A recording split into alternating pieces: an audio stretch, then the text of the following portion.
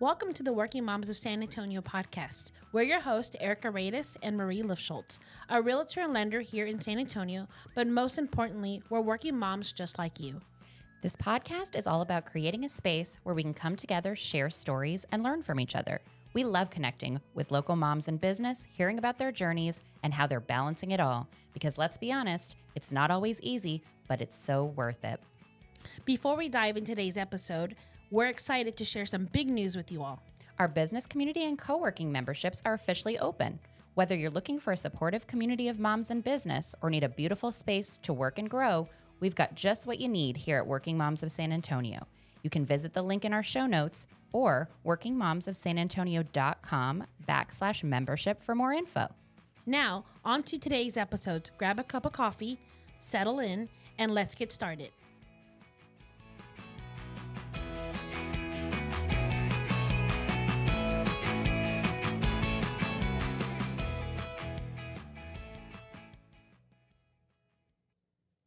Before we jump back in, I've got to tell you about a brand I wish had existed when my kids were little, because it would have really made mealtime so much easier. My girls are older now, but if I still had babies in the house, these Lil Holla pouches would definitely be in my pantry. Lil Holla is an organic and halal baby food brand created by parents for parents, and I just love that. Their pouches are filled with real premium ingredients like grass-fed beef, free-range chicken, and organic veggies that actually help build the baby's palate from the start. And every single batch is heavy metal tested with results available online because transparency matters. No added sugars, no preservatives, just clean, safe, and tasty baby food. And because we all love an easy win, first-time buyers and subscribers even get 20% off. You can shop right on their website, lilhollafoods.com, or find them on Amazon. All right, you guys, back to the episode. Welcome to this week's episode of the Working Moms of San Antonio podcast. Today I am here with our guest, Karla, Pámanes, and she is going to tell us a little bit about herself and about her work. Hi, Erica. Thank you for having me. Yes, thank you for being here. Yes. I feel like okay, sorry, I'll say more things. You can just ask me. Yes, no worries. Yeah, no worries at all. Okay, so can you tell us a little bit about how long you've been here in San Antonio? I've been in San Antonio it's going to be 3 years in the summer. Oh, yeah. We moved from Connecticut. We were in Connecticut on and off for like 3 years, also because the pandemic happened over there. Yes. So we were for long periods of time in my hometown in Mexico. I feel like I wasn't ready to get too personal in there, but I'm originally from Mexico. Yeah. And when the pandemic happened, we went to quarantine to Mexico with my parents, and my dad passed away. So that was like a huge, that's where I hit rock bottom in my life. And also because I had just lost my job for the second time. Oh my gosh. Yeah. So, but then that's when I decided to start in my business. Yes. And I can talk a little bit more about that. But the reason why I landed here was because I want to be closer to my parents. Of course. I mean, it's still not super close, but it's way closer than Connecticut. That's right. Yeah, that's true. So now I can just grab the car. I can be there 500 miles after the events, like 9 hours. Oh, wow. So I can go check on my mom, and probably by the time this airs, I already went there to visit her for Mother's Day. Yes. So those little things, it's nice to be able to just be closer to family. Of course. Yeah. Especially after the pandemic, I feel like we all feel that way, you know? And then can you tell us a little bit about your business? Yeah, of course. So I'm a graphic designer. I went to school in El Paso. That's a while ago in 2003. And so I graduated with a graphic design degree, and I found my very first big girl job in Tennessee. And I was like, okay, maybe I'll go there, and just a couple of years of experience, and a couple of years turned out to be 10. Wow, that's amazing. Yes, it was just amazing. Such a great experience in a big corporation. I never, I just it's funny now, like, I just don't see it that big because like I love now working with smaller businesses. Me too. So when people's like, oh my God, you work for HGTV and like the Food Network, I'm like, yeah, but it's like, I don't know, because it was like my very first opportunity. Like, but those are huge companies. That's amazing. Yeah. So it became like normal. So in Knoxville, I work at this company that own all these cable network channels. But beyond the networks, like the people, it's what made me stay. Like it was just such a great environment. But 10 years in, cable, it was becoming a dying industry. Oh. So we all lost our jobs, and that's what led me to my next chapter in Connecticut, following my ex-husband's job opportunity. Mm-hmm. And then, so that's when I started to get the business bug into like, okay, what I want to do. Because I always wanted to do something for myself, like a business of sorts. Sure. And first I wanted to teach art for kids because my son was like 4 years old at the time. Yeah. But then I started to learn entrepreneurship, like online business, and just realized real quick that that was probably not the best business to get started, and that I should probably play with my strengths, which were design. Yeah. But then it's like, okay, what specifically about design? And that's where I landed into the branding side of it. I really enjoyed creating identities for events inside the company and even though like I work for this big brands, like I didn't have a say in their brand identity. So I just had to follow their brand guidelines. And I was like, I want to create those brand guidelines. I want to make those decisions. And we did a whole rebrand on the company. And that was one of my favorite experiences. It's like, okay, I wanted more of that. Yeah. So yeah, that's how I landed into focusing and specializing in logo design, brand identity design, and then eventually incorporating web design and things that my clients need. And I serve small business owners. They're like my favorite people. I just love being able to connect to the founder and, like be closer to their mission. Yeah. And be part of their dream. I think like it's pretty special. Oh my gosh, that is. I love that. So I have an art background as well. And so I love hearing this because I too thought, oh, well, maybe I'll teach or maybe I'll work in a museum or maybe I'll do this or that. And I too ended up doing a little bit of graphic design. Now I don't, professionally, but there is something about like working with the person that's kind of making the decisions, right? And so, and really kind of nailing down what their company means and what it means to them and how you can show that sort of in a visual way, I think can be very interesting. Yes. For me, it's my favorite part. It's bringing their vision to life. Yeah. It's like, they're very good at what they do. They have this big vision of their brand or the current brand. And they're really trying to just take it to the next level, to just be part of it and be able to visually make them feel like to the part of their experience and expertise. And also the whole psychology behind it, because design, it's just not let's make it pretty. It's really solving a problem. We really want to be able to attract the right people, tell the right story in the simplest way. So I really love that challenge with design. Yeah. Yeah, that's amazing. Do you feel like have you always been an artistic person and so you went in that direction? It's interesting because I recently I had an interview, but it was like written interview about this. And I mentioned that somehow people told me when I was little that I was creative. Mm-hmm. And I think like I adopted that personality and like, I'm like, yeah, I'm creative.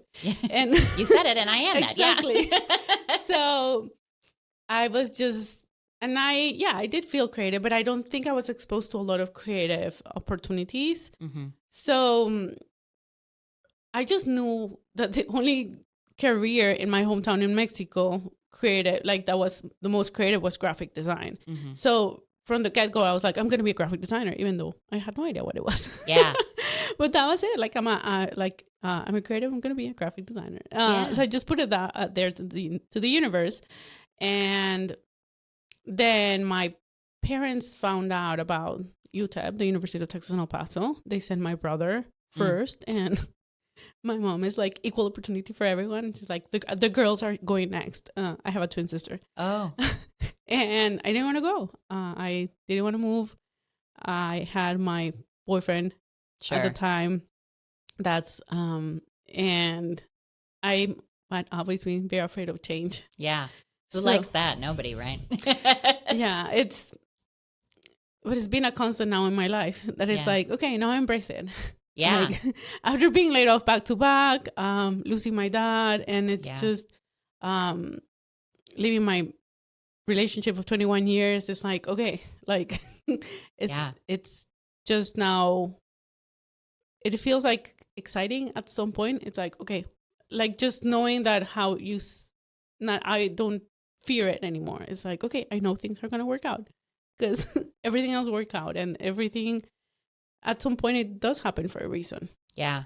No, that totally makes sense. I mean, it's almost like the universe, like this whole time has been just saying like this is your path. And I mean, I think that's probably the same way a lot of people feel, right?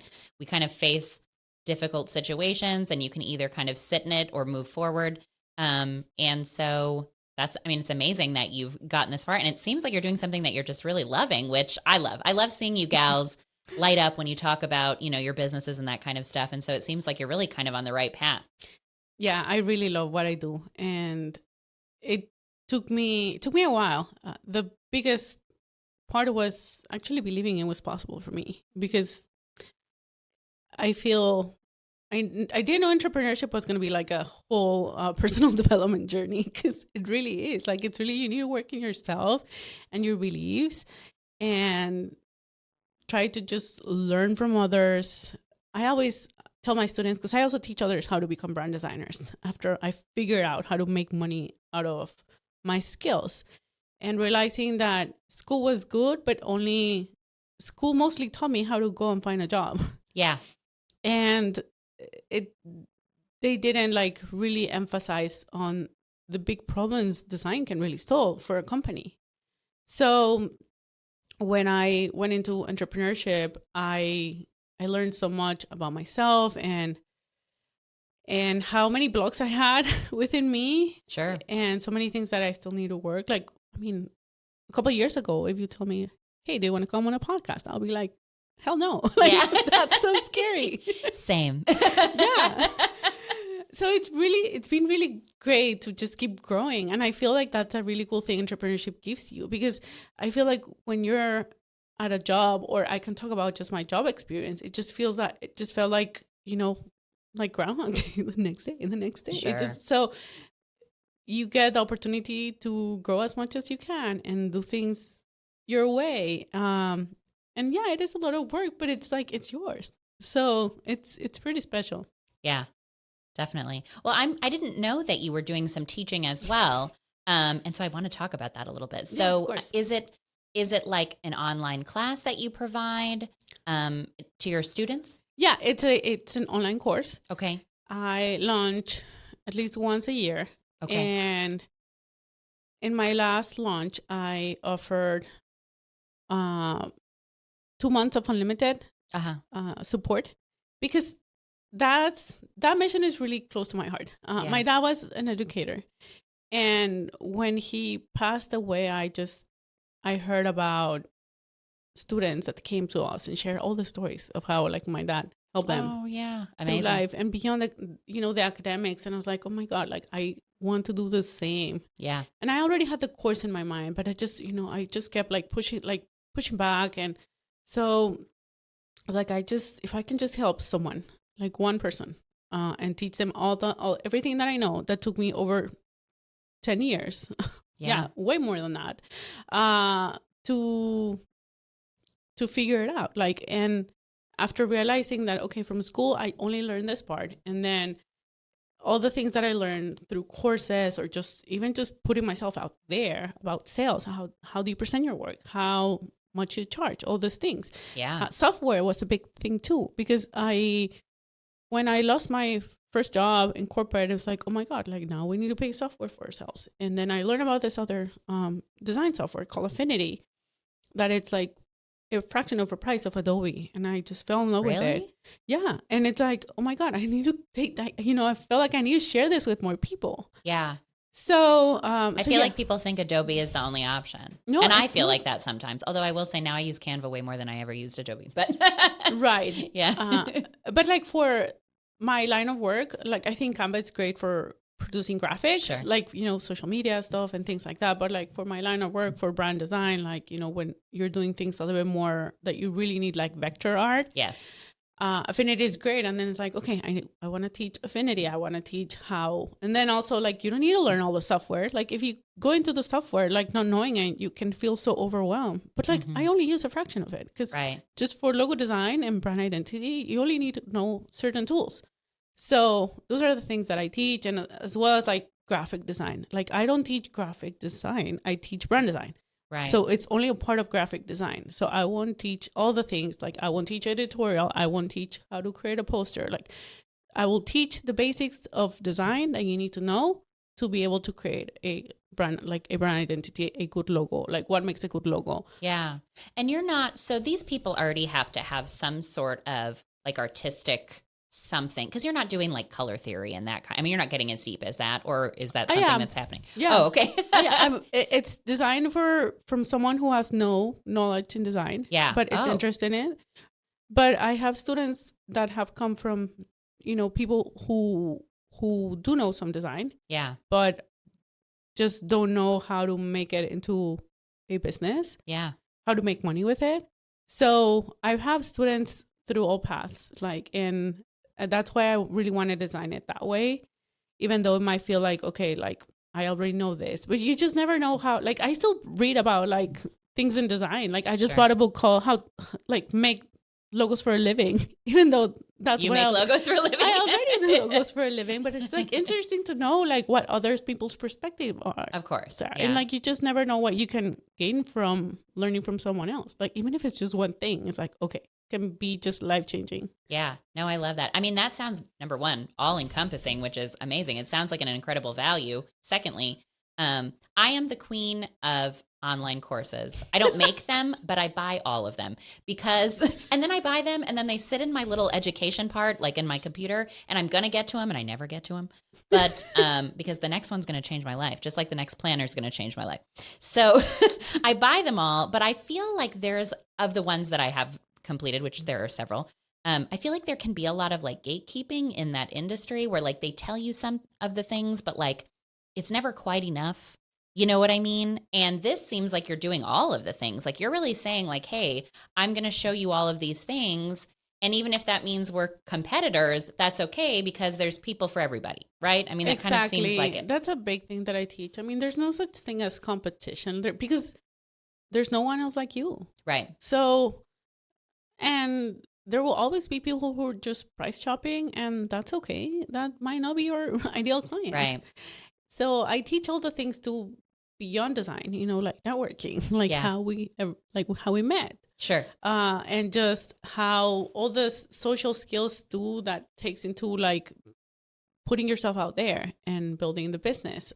But yeah, like and with the unlimited mentorship for 2 months is really like, it's no gatekeeping at all. Yeah. Like, I had a student just actually yesterday asking me about like, okay, like this problem with a client she has, and how to resolve it. So there might be some things like specific scenarios, and I'm just there like, one message away. Yeah. That's amazing. I love that. How cool. Teaching as well. Look at you. I really love it.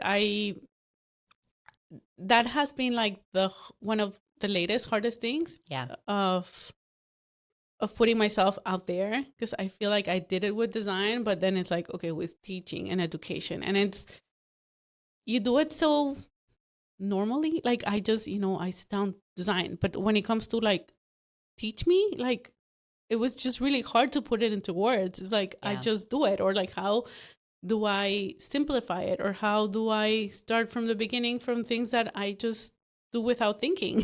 Sure. Yeah. You've got to kind of put yourself, I guess, in that student's shoes. Exactly. Yeah. So, but yeah, I'm really happy with the course, and be able to be part of my students' success. And the reason why I wanted to do the support is like, I actually want them to do it. Like, I want them to have like just what happens to the courses that you buy and so the ones that I buy too. Just knowing that I can have it forever, then you don't put a time limit. But when I put them a time limit, it's like, these are your 2 months where like I'm there for you. Like that really just helps with the momentum for them to make the best out of it. Yeah, that's a good point. Yeah. So in terms of like, branding and that kind of stuff for small businesses, which is your primary client, what do you feel like is the most, like if someone's got a limited budget, what do you think is the most important thing that they start with maybe in their sort of brand designing? So the foundation of brand identity, it's like the most important part. Yeah.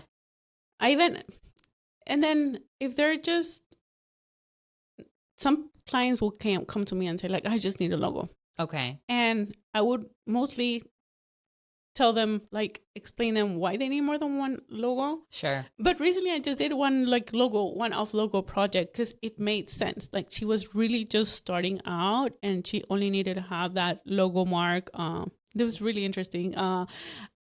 Industry, it was just horses, equine. Yeah. And so she just needed to put that logo on like the photos of her horses and like things like that. So it's like, okay, eventually she really didn't need the whole brand identity. But a business that it's growing definitely needs a brand identity. And I really can see like just what you do with Working Moms. Like it's, it's the color. It's very, very specific. Like we know, like if it's this beautiful blue teal color, it's Working Moms of San Antonio. And just having this repetitive way how it visually shows up, it really helps with brand recognition. So that's what businesses need, start building that brand recognition. And it doesn't have to be too intricate. Like it could be as simple as like the brand that you have. Like you don't have like a big color palette. It's simple. You have your brand fonts, you use them consistently. I really believe like simple is best, especially if you're starting. Well, thank you. Yeah. And that's good advice. I'm big on that as well. I see a lot of companies, sort of smaller businesses, they rebrand like every few months. And I'm like, you can't be doing that. You've got to pick something that you can live in and just kind of deal with it. You know what I mean? And stick with it. And so I think simplicity is probably the way to go. Exactly. That's a huge problem with, with trendy things. Because then it just takes within a year, it feels obsolete. So I always advise, when in doubt, just keep it simple. Yeah. Or I always ask yourself, how can I make this even more simple? Yeah. But yeah, it's just really going to help in the long run. And the body of work that I do, the intention is to last 5 years or more. Yeah. Oh, that's good. Yeah. We want to build a strong presence that like good design is timeless. So that's the whole idea. Like it should last even more than 5 years. Sure. But the only reason why it must change is if your business change, if your demographic, like your target market changes, or your mission. So that's when it really makes sense to, might be time to rebrand. Yeah, that makes sense. I mean, things do change. The markets change all the time, depending on your industry, I guess. And so, you've got to be flexible, I guess, to some degree. Exactly. And another big reason to change, it's when your business has grown way more than when you had your first brand. Yeah. So these are my favorite projects. When I help make the business look and feel to the par of the services or level of expertise of the business owner or or the personal brand, because this happens a lot. It's people show up as the experts that they are, but their visuals just look like very amateur. So sure. And that really affects a lot with credibility, and that's where I come in to just help them how to feel like cohesive, not just with the service or the goods that they're doing, but also how visually they look. Yeah. No, that is super important. I'm always like, well, and like you said, we keep our stuff pretty simple, and it's because I am so afraid, like I won't let anything out unless I feel like it looks pretty professional.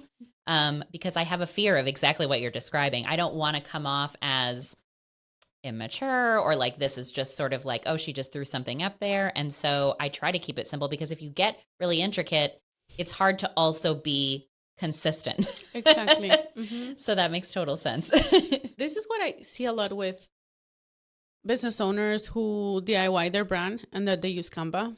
And they, you have on the panel on the left, like all the new things, all the new templates. And then they feel like they are attracted to them personally. But I always tell my clients, you need to think as your brand. It has nothing to do what you like. You need to separate yourself from the brand and ask yourself if that design aligns with your brand. Like, not because you like pink and glitter, it means you have to use it in your brand. No, like stick to your brand guidelines, your brand fonts, colors, logos, all the things that really help create the visuals.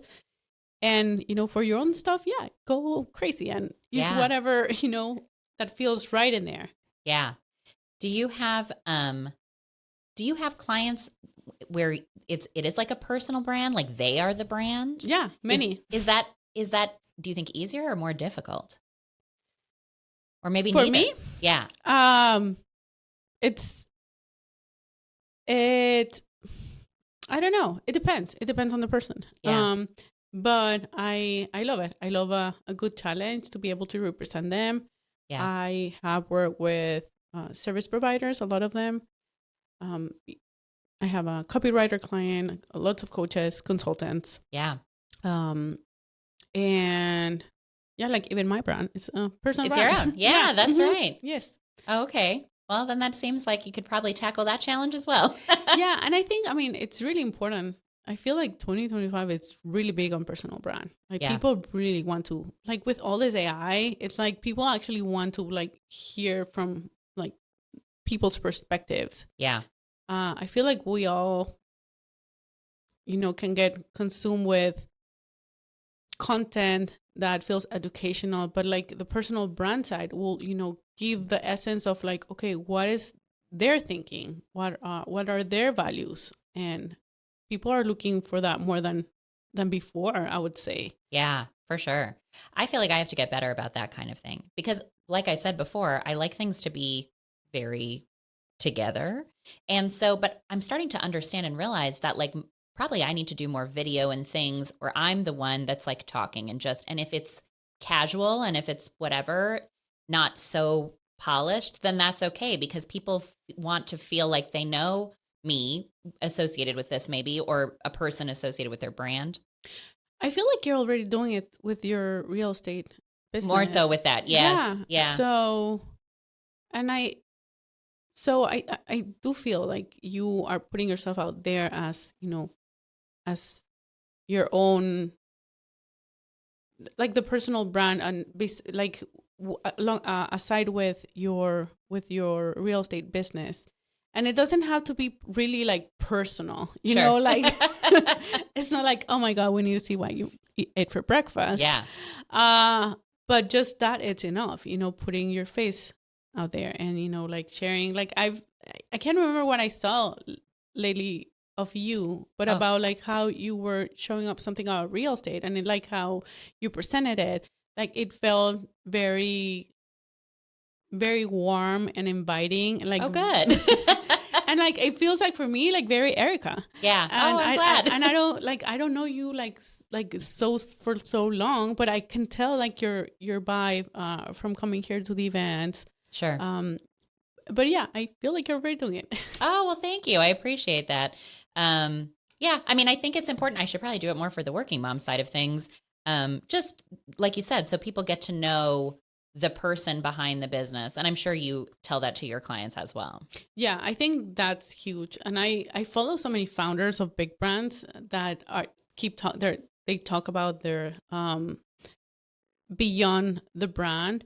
What's his name? The founder of the Kind Bars. That he's here in San Antonio. I completely forgot his name, and I will butcher his last name. But I just love how he talks about his journey and his upbringing, and I feel like that's the part that people feel really invested in a brand because it's like, okay, it's not just the product, it's not just a bar, it's like a whole mission.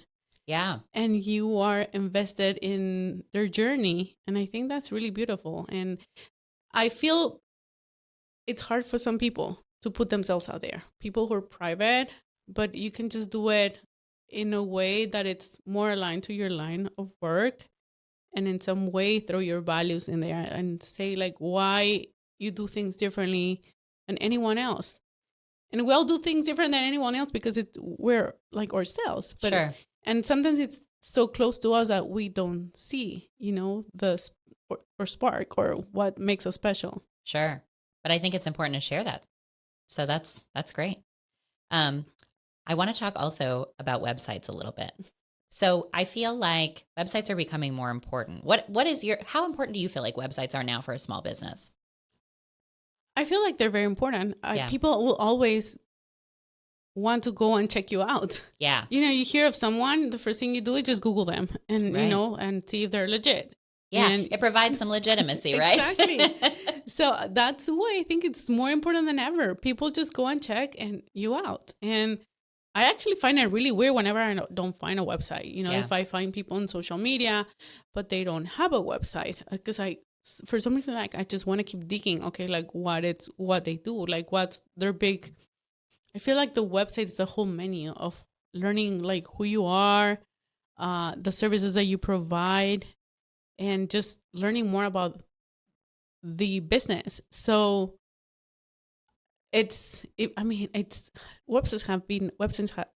websites have been here for so long, but I feel like more than ever, it's so important to have an online presence. Yeah, no, I think that's true. And so when people are starting, like if you have a consultation for a website, do you advise like, hey, you just need this to start and like you can build on, or do you advise them to do like the whole deal and like all the pages and that kind of thing? Or maybe it depends? So it really depends. My area of expertise is brand identity design.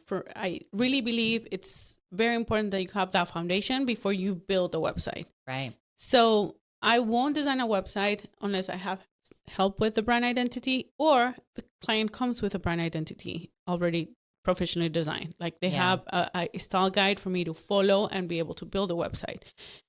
Because building a website without some direction on how the brand looks and feels, it's just like really throwing spaghetti to the wall. Yeah. It's just like, hopefully they like this. Exactly. Yeah. So, and it's rooted in strategy. So it's important to have that brand strategy backed up before you create any marketing materials. So, and I'm talking about growing businesses. If you're starting, just start with whatever you have. Like, just go make money. Go make some money. You don't need that website just yet. Yeah. Like, go find your first client. Yes. And that's actually how I built my business. Like, I just started with what I had, and, I just kept reinvesting my business. So then I reinvested like in a coach or in another program, or that was a really cool game I played for my growth. I know I wanted the next thing, but I'm like, my business has to provide for it. Yeah. So that will push myself to do it and not for my own personal money. Oh, good for you. Yeah. So I would always suggest, you have a brand identity, and then we move into the website part of it. And some of my clients they only want to start with the brand identity, and then they build a website. So they have the assets and then they build it themselves, which that works too. Sometimes we just divide and conquer. Like I do the brand identity, they do the website, but then I help them with templates for social media or a PowerPoint deck. Sure.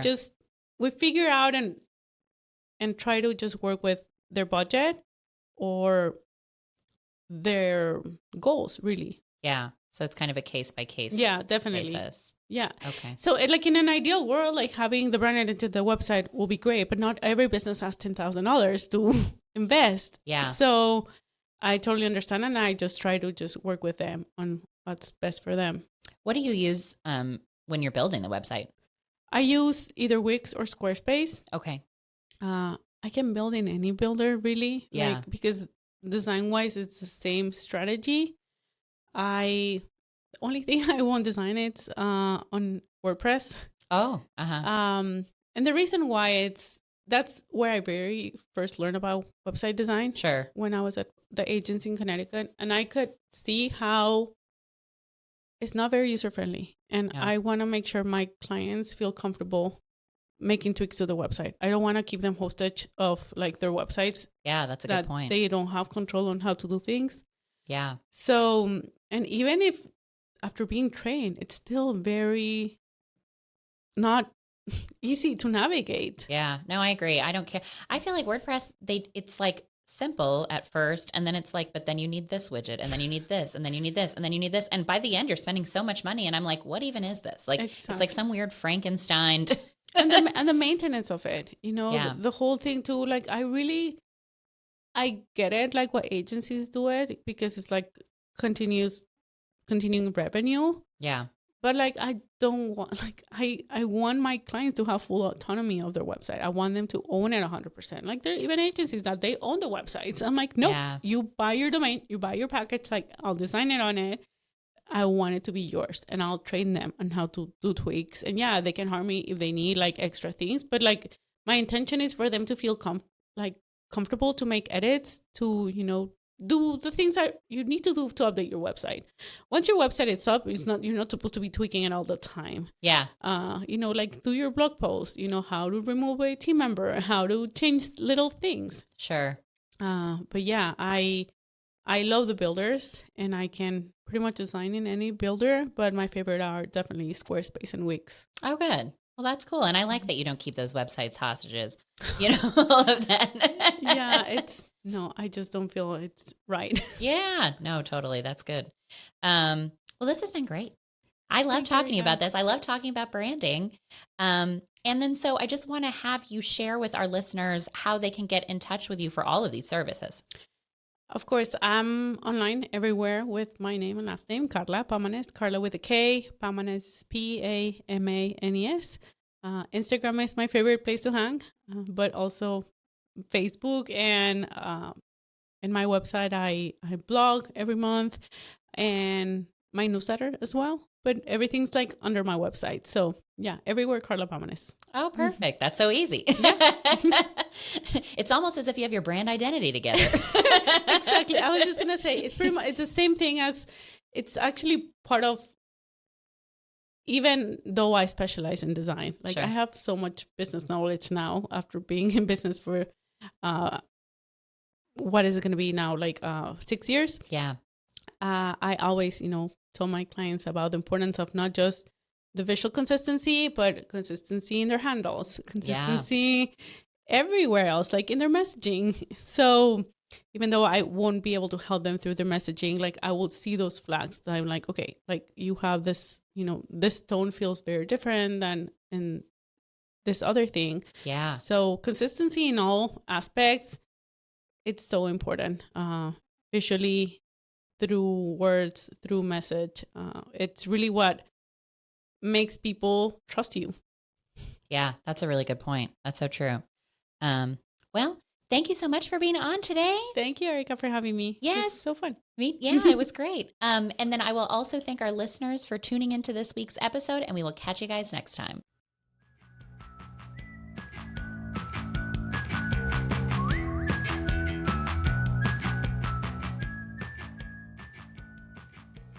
Thanks so much for tuning into this episode of the Working Moms of San Antonio podcast. We hope you loved today's chat and found a little inspiration to take with you into your week. If you have a podcast topic suggestion or a question you'd love for us to cover, definitely send us an email at hello@workingmomsofsanantonio.com. We'd love to hear from you. And until next time, see you in the community.